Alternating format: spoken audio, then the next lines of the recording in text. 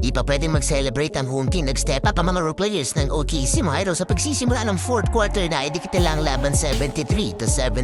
11-0 run for OKC. Nakalamang na ulit ang visiting team. Another Westbrook hustle mga idol pero natawagan na siya ng foul. Pang-limang fouls na ito ni Brody. Last 4 minutes Nikola Jokic off-balance shot pero sumagot ng floater. Itong si SGA 81-78 lamang ng katlo. Ang OKC Thunder frustrated sa mga non-call plays. Itong Serbian superstar. Crunch time lamang pa rin ang OKC Thunder 84-80 after this driving layup ni Jamal Murray. Last 3 minutes mga idol nabigyan ng 2 free throws si Nikola Jokic. Pero crucial yon na imintis niya ang dalawa. Ganon din sa Aaron Gordon, naibigyan ng 2 free throws, 2.5 remaining ng fourth quarter. Naimintis naman yung isa, 88-81 mga idol after this SGA shot. Not yet finished, under 2 minutes remaining Nikola Jokic finger roll layup. 88-83, 5 lang ang lamang ng OKC. Para ibaba sa 1 possession game, nagmintis si MTJ. Last 28 seconds, bola ng Denver timeout. Sa mintis ni Jamal Murray natapos ang Game 4. Panalo ang OKC Thunder, tabla na ang series 2-2.